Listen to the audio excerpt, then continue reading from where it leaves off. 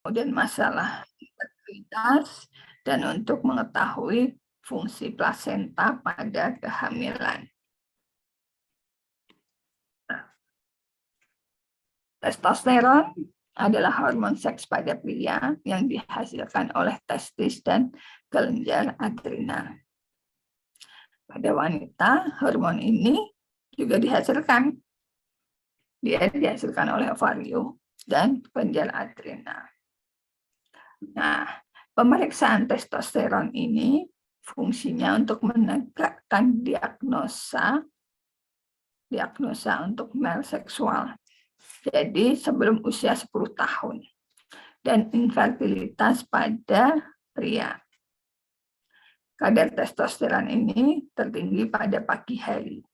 Sementara kadarnya rendah jika didapatkan kasus hipogonad primer dan sekunder. Jadi kita bisa untuk pasien-pasien dengan kecenderungan seksual yang berbeda itu sebelum usia 10 tahun itu bisa kita cek apakah dia memang ada kasus atau ada kasusnya justru bukan di ininya, tetapi ada di gonadnya. Itu harus segera diselesaikan sejak awal supaya tidak terjadi kasus-kasus di kemudian hari.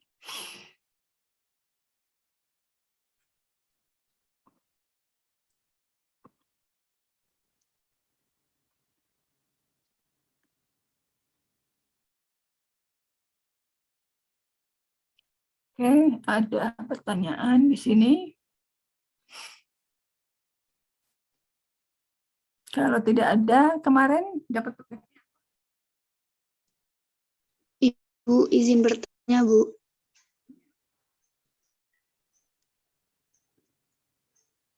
Ibu. Ya, silakan. Bu, izin bertanya soal DM ya, Bu. Kan Ya. katanya, Bu, DM itu bisa keturunan ya, Bu. Itu karena apanya ya, Bu? Terus kalau misal anaknya udah jaga pola makan sama hidupnya benar, apa kemungkinan bisa ikut terkena DM ya, Bu? Terima kasih. Sebetulnya kalau secara genetik langsung turun sih tidak. Karena tidak semua orang DM itu anaknya selalu harus DM. Tapi ada beberapa hal yang mempengaruhi. Dia bukan diturunkan tapi lebih cenderung kena. Tetapi kalau dengan pola yang sudah baik, insya Allah enggak. Cuman masalahnya kembalinya adalah apa? Habit. Habit itu adalah pembiasaan. Makanya tadi saya sudah cerita tentang bagaimana sih kalau nanti kalian udah bekerja, masuk kerja, itu apa saja yang harus dikerjakan. Gitu. Jadi itu juga bagian dari habit. Makanya itu saya share supaya, saya kalau ketika kerja saya harus begini. Baliknya ke DM. Mereka yang kena DM biasanya cenderungnya adalah pola hidupnya itu buruk. Keluarga yang terkena DM kemungkinannya adalah dia selama masa muda di lingkungan keluarga tersebut itu menerapkan pola makan yang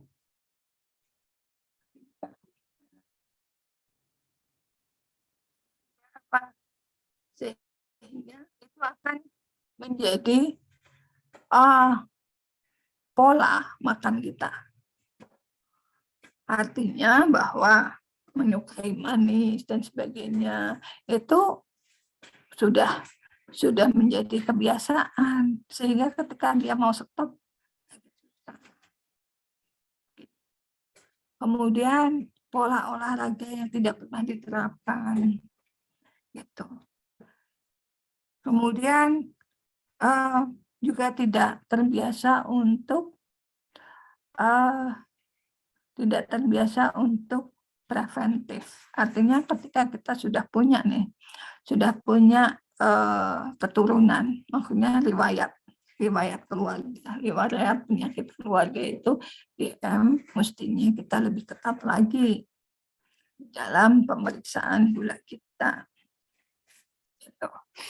Artinya bahwa kita menjaga supaya kita tidak sampai jatuh di kasus tersebut dengan menjaga asupan makan kita. Kadang-kadang kita bilang, oh saya sudah menjaga. Apakah betul? Kalau memang sudah menjaga, coba dicek secara periodik. Yang kedua, harus mulai membiasakan menimbang berat badan, mengukur lingkar perut. Kemudian membuat jadwal untuk olahraga. Sudahkah kita melakukan itu? Sudahkah kita melakukan mengurangi makan kita? Makan hanya untuk supaya kita hidup, bukan kita hidup untuk makan. Artinya kita beruntung untuk orang-orang yang Muslim gitu, kita masih dikasih waktu 1 bulan untuk detox, untuk ngerem makan. Tetapi kenyataannya ternyata ketika kita berbuka puasa, coba 1 meja penuh gitu. Padahal seharusnya kita biasa aja seperti hari-hari biasa. Tidak terus makan kita terus nanti dilebih-lebihkan pada saat buka ataupun pada saat sahur. Mestinya tidak seperti itu. Alhamdulillah, saya sudah selama puasa ini saya sudah bisa untuk menghindari nasi.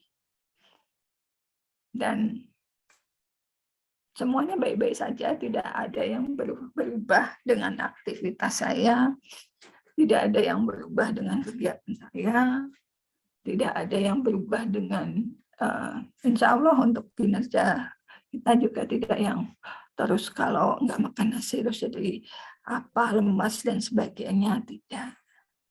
Jadi untuk adik-adik yang saat ini misal ada yang obes,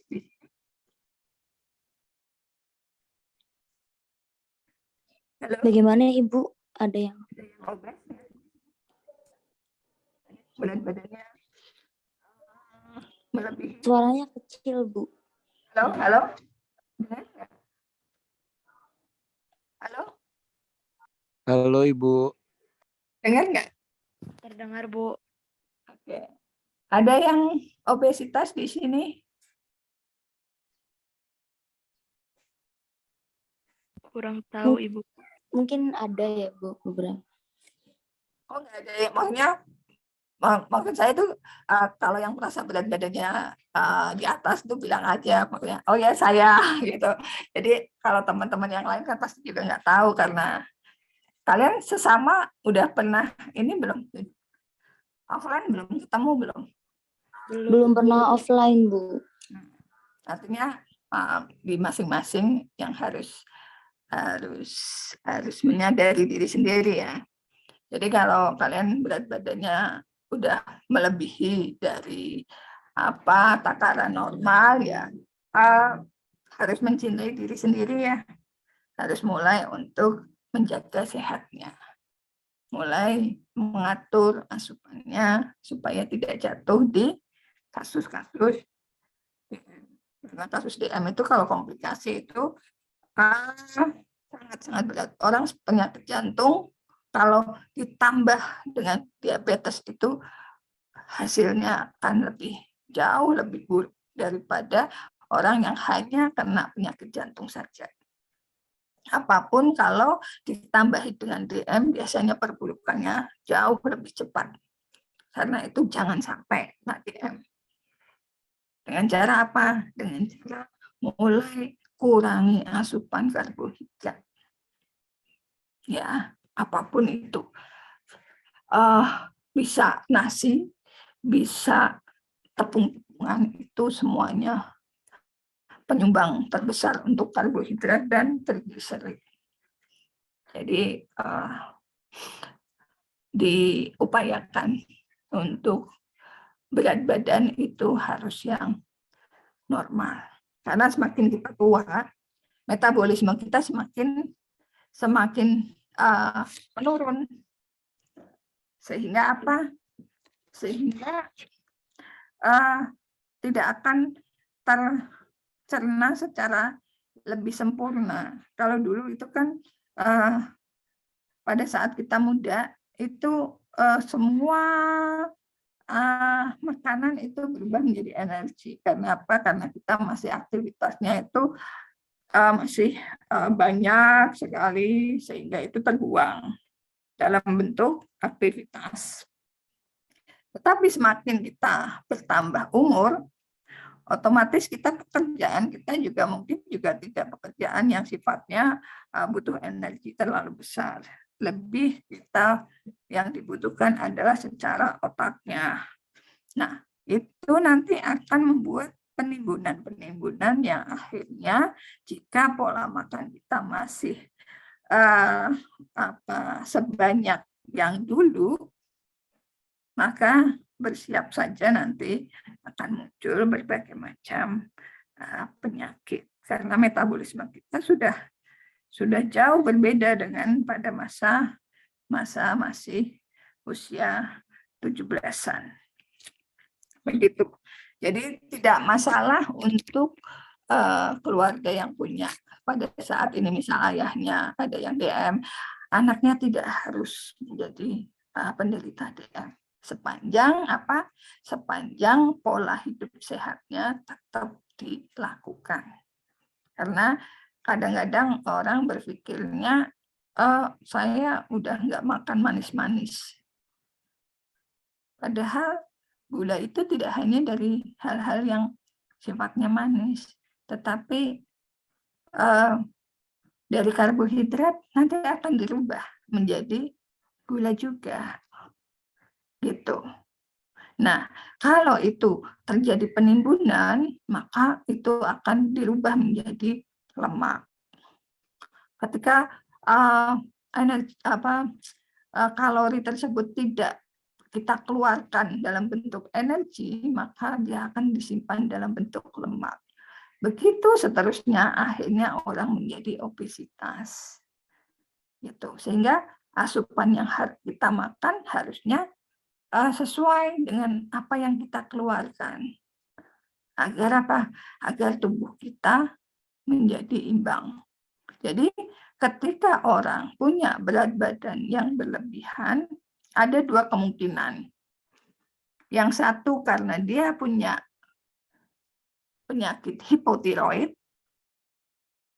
Yang kedua adalah karena dia asupannya terlalu besar daripada yang mesti dia keluarkan. Nah, masing-masing harus koreksi, saya yang ada di mana. Kalau kasusnya adalah kasus asupan, berarti apa? Berarti di stop asupannya, makan secukupnya. Kemudian kalau ternyata hipotiroid, bagaimana? Terapi dulu hipotiroidnya. Sambil apa? Sambil pola makannya juga dijaga. Karena pada kasus-kasus hipotiroid, kecenderungannya adalah pasien itu merasa lapar aja, gitu. Sehingga kasusnya dia akan menjadi gemuk. Beda dengan hipertiroid. Kalau hipertiroid malah dia akan terjadi metabolisme yang berlebihan sehingga pasiennya biasanya akan kurus. Tetapi lama-lama jantungnya bisa rusak. Karena metabolisme yang berlebihan seperti itu membuat jantung, hepat, dan semuanya akan berisiko. Oke? Cukup? Cukup, Ibu. Ada yang mau ditanyakan lagi? Kemarin tugasnya apa ya? Bikin video ya? Iya, Ibu bikin video. Oke, minta tolong dong. Ada yang ini paparan kita masih punya waktu setengah jam. Silakan. Ini ada berapa kelas? Ada 2 kelas, Ibu. Oke, ada 2 kelas. Silakan di masing-masing kelas untuk satu sebagai pemapar, satu sebagai moderator. Kemudian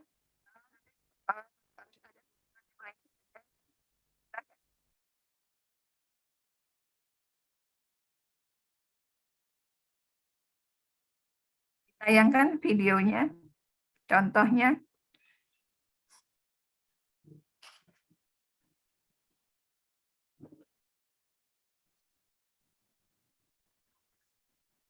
Kelas A, kelas B.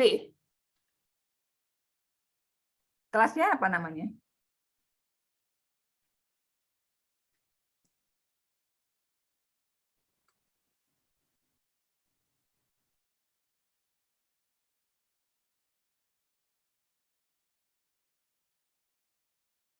Halo.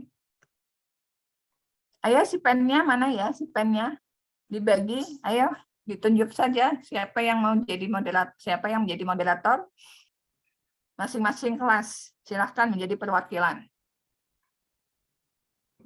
Untuk Iya, Bu. kalau Sebentar, Ibu. Kami Oke. sedang mempersiapkan.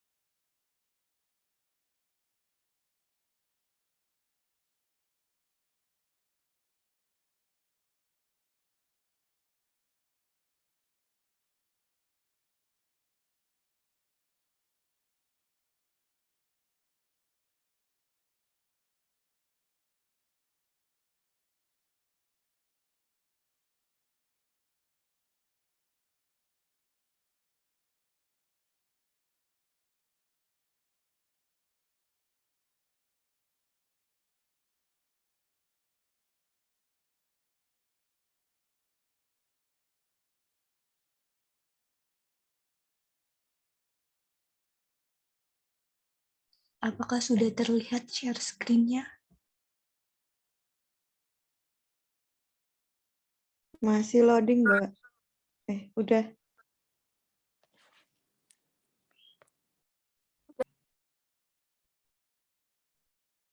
Sebelum ke pemapar, moderator membuat ini dulu, membuat pembukaan dulu. Silahkan, nanti juga yang akan mengatur diskusi.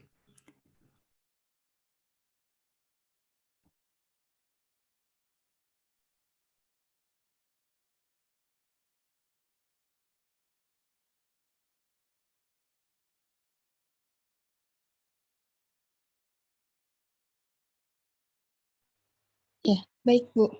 Assalamualaikum warahmatullahi wabarakatuh, teman-teman. Waalaikumsalam warahmatullahi wabarakatuh. Saya perwakilan dari kelompok A3 ingin memaparkan tentang video pemeriksaan jantung. Lihat bersama-sama untuk melihat videonya terlebih dahulu.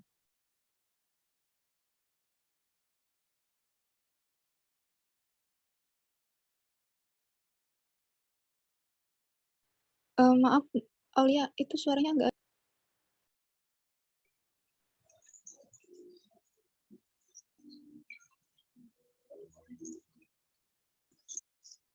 Nggak kedengeran.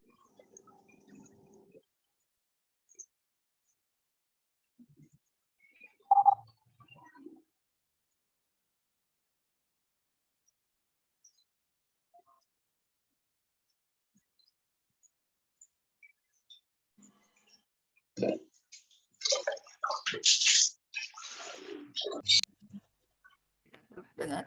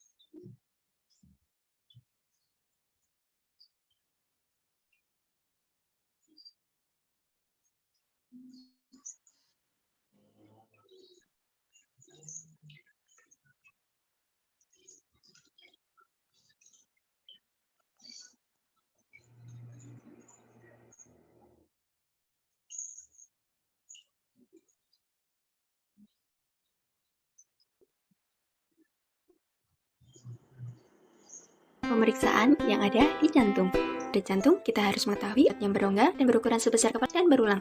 Gejala penyakit jantung ada nyeri dada. Pemeriksaan yang ada di jantung yaitu Mioglobin adalah termasuk daging, mempunyai fungsi komunikasi dengan lingkungan. Pasien yang diduga mengalami sampel pemeriksaan mioglobin, tentuan konsentrasi mioglobin fixed time melalui penggunaan antibodi mioglobin manusia yang ditutur dari pemeriksaan mioglobin dengan seperti di bawah ini. Dan kodens sampel. Melakukan 20 mikrolit aquades, 2 mikrolit serum, dan 600 mikrolit pada suhu 37 derajat, 200 mikrolit pada kedua tabung tersebut waktu 30 detik. Inkubasi kembali untuk mikrogram per liter. Terjadi hemolisis pada 2. Angina yang kadar mioglobin.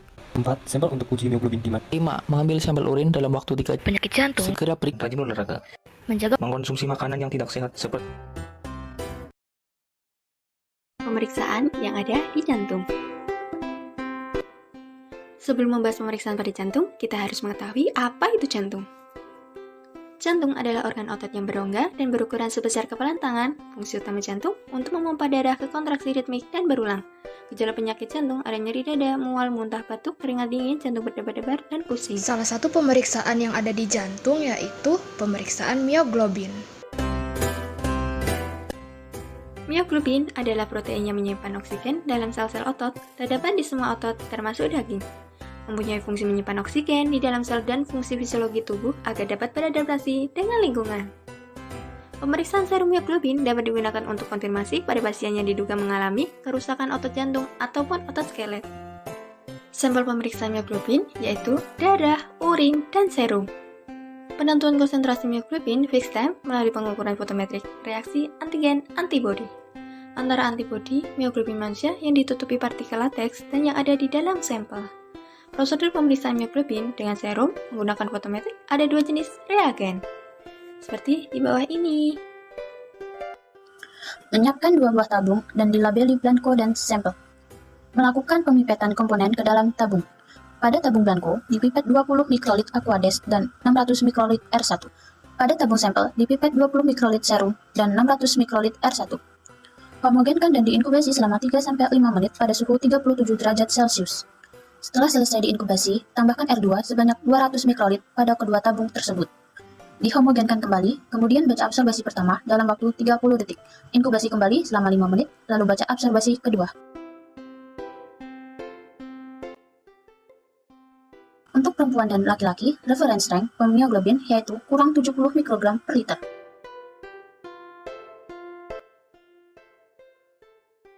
Satu, terjadi hemolisis pada sampel dan scan radioaktif yang dilakukan dalam 1 minggu setelah diuji. 2. Angina yang baru terjadi atau saat uji yang tidak sesuai prosedur, mungkin meningkatkan kadar mioglobin. 3. Injeksi intramuskulus, mungkin memberikan hasil positif semu. 4. Sampel untuk uji mioglobin di mana serum diambil 1 atau 2 hari setelah MCI akut atau cedera akut. 5. Mengambil sampel urin dalam waktu 3 jam setelah cedera akut. Jika mengalami gejala-gejala penyakit jantung, Segera periksa ke dokter. Jangan lupa untuk menjaga pola hidup yang sehat dan rajin olahraga. menjaga pola makan dengan makan makanan yang sehat. Dan tidak terlalu sering mengkonsumsi makanan yang tidak sehat seperti junk food.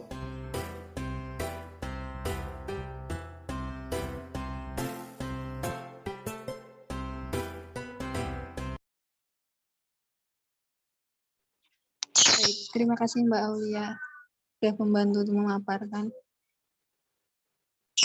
Bisa dilihat teman-teman untuk pemeriksaan jantung dari kelompok A3 bisa kita pahami.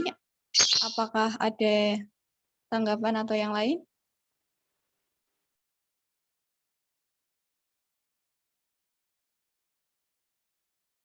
Kan kelompok lain untuk menanggapi.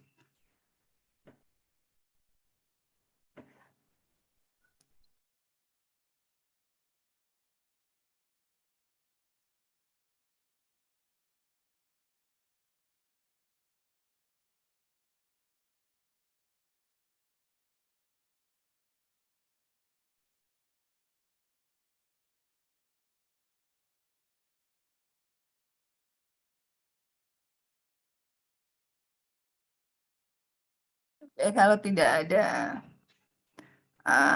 yang menanggapi, kita akhiri pertemuan hari ini. Terima kasih untuk kelompok A3. Untuk kelompok yang lain berarti nanti tidak dapat nilai ya untuk tanggapan. Kita ketemu lagi sesudah Lebaran ya. Sesudah Lebaran, jadwal kapan ya? Nanti tolong saya dikabari ya. Oke, saya akhiri. Untuk tugas nanti tolong dikirim. Billahi taufiq wal hidayah. Wassalamualaikum warahmatullahi wabarakatuh. Selamat Idul Fitri. Taqabbalallahu minna wa minkum. Kita jumpa lagi sesudah Lebaran ya. Karena minggu depan sudah berakhir ya. Iya Ibu, sudah terakhir. Oke, terima kasih. Assalamualaikum. Waalaikumsalam. Waalaikumsalam warahmatullahi wabarakatuh. Terima kasih Ibu. Terima kasih, Bu.